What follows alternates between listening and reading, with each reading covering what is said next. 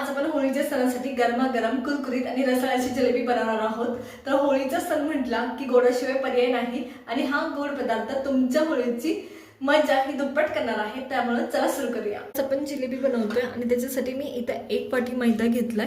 त्याचं वजनी प्रमाण म्हटलं तर 125 ग्रॅम आहे। त्याच्यानंतर मी इथे 2 चमचे बेसन घेते। बेसन आहे म्हणजे तुम्ही कॉर्नफ्लॉवर सुद्धा वापरू शकता। इथे मी ह्या 1 चमचा पोहे खायचा आणि हा दुसरा चमचा असं 2 चमचे बेसन घेतली। त्यानंतर मी एकदा अर्धा चमचा ईस्ट घेते। वजनी प्रमाण म्हटलं तर ह्याचं 2 ग्रॅम आहे फक्त, हे लक्षात घ्या। आता ह्या सगळ्या गोष्टी आधी नंतर कोरड्या मिक्स करून घ्यायच्या आणि एकदम व्यवस्थित मळून घ्यायचं। मळून म्हणजे आपण केकसाठी बॅटर करतो तसं करायचंय। जर तुम्ही बॅटर खूप पातळ केलं तर ते आणखी फर्मेट होणार आहे, ते आणखी लूज होतं, आणखी पातळ होतं। ह्या सगळ्या गोष्टी लक्षात घ्यायच्या आणि त्यानुसार हे गोष्टी करायच्या।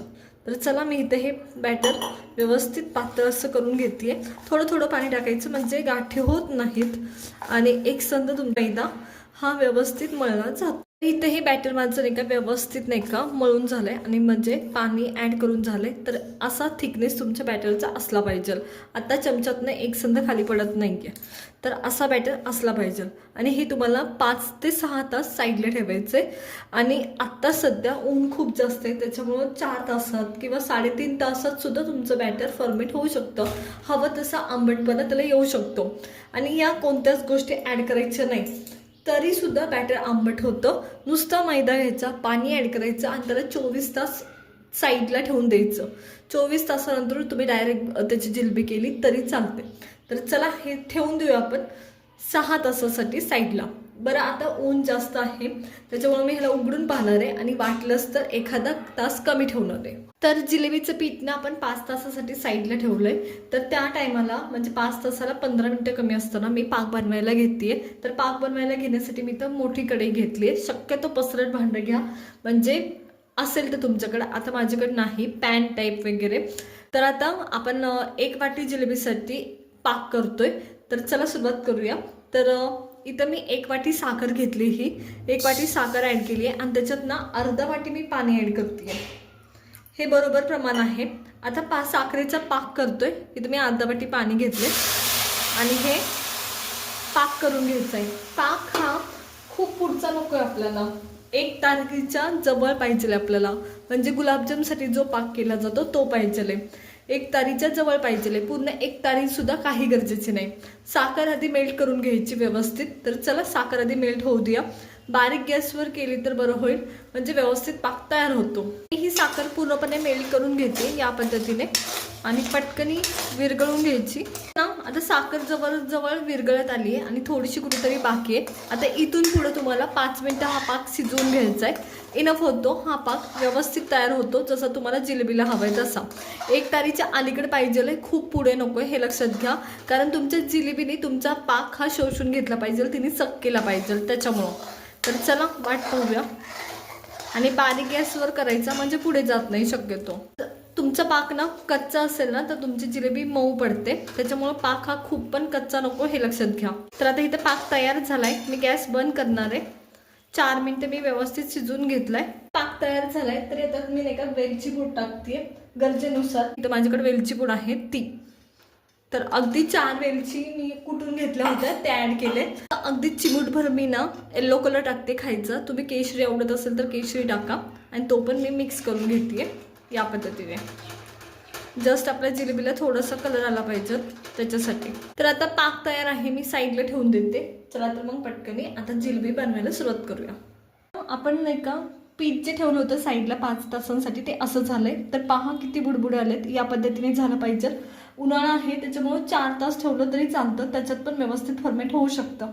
तर चेक करायचं व्यवस्थित फर्मेट झालंय का। तर आता हे मी ना 2 वेळा हलवलं होतं ठेवल्यापासून, तेव्हा पण फर्मेट झालं, म्हणजे 2.5 तासांनी एकदा आणि 3 तासांनी एकदा। त्यानुसार हे आणखी फर्मेट झाले, त्याच्यामुळं उष्णता किती आहे त्याचा अंदाज घेऊन तुम्हाला फर्मेशनसाठी ठेवायचं आहे। आणि जेव्हा बाकीचे ऋतू असतात तर तुम्हाला 6 तास कमीत कमी हे पीठ फर्मेट करायला ठेवायचं आहे, म्हणजे 6 तास साईडला ठेवायचं आहे। तर आता हे ना मिक्स करून घ्यायचं, सगळ्या साईडनी एकत्र करून घ्यायचं, नॉर्मल करायचं ह्या पिठाला पूर्ण या पद्धतीने। तर पहा कशी जाळी तयार झाली होती, अशीच झाली पाहिजे म्हणजे। तर या पद्धतीने. आणि पीठ हे तुमचं खूप थिक पण नको, म्हणून जेव्हा तुम्ही पीठ फर्मेट करण्यासाठी ठेवता, आणि खूप पातळ पण नको. आणि हे असं जे तुकडे पडतात ते हे तुकडे पडायला नको, हे सुटत नाही व्यवस्थित जिलेबी परत. तर थोडंसं ॲडजस्ट करायचं पाणी वगैरे टाकून. तर हे पीठ ना व्यवस्थित मी मिक्स करून घेतलं आहे. आणि जेव्हा तुम्ही हे धरताय ना असं, तर हे एक संद पडलं पाहिजे, तुटलं नाही पाहिजे. या पद्धतीने तुमचं पीठ तेवढं पातळ असलं पाहिजे, हे लक्षात घ्या. मध्येच तुटलं तर तुमची जिलेबीसुद्धा तुटते. त्याच्यामुळं जेव्हा तुम्ही चमच्यामधून पाडताय पीठ, तेव्हा ते एक साथ पडलं पाहिजे, हे लक्षात घ्या. तर चला आता मी हे ना पायपिंग बॅगमध्ये भरून घेते. गरज असेल तर थोडंसं पाणी घालून ॲडजस्ट करा. शक्यतो पीठ बनवतानाच योग्य पाण्याचं प्रमाण टाकायचं. तर मी हे पायपिंग बॅगमध्ये भरते आहे माझ्या. या पद्धतीने थोडं थोडं भरायचं. तर इथं हे पायपिंग बॅगमध्ये मी पीठ भरून घेतले आणि इथं मी हे कट करून घेतले एवढ्या साईजमध्ये.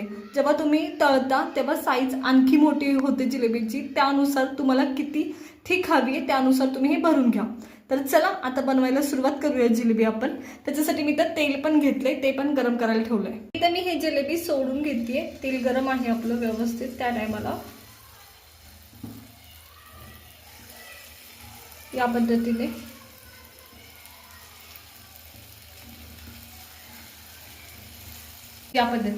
आणि सुरुवातीला खूप गोल दिसत नाही, पण जसं जसं तळतात जिलेबी तसं तसं त्या गोल दिसायला सुरुवात होतात.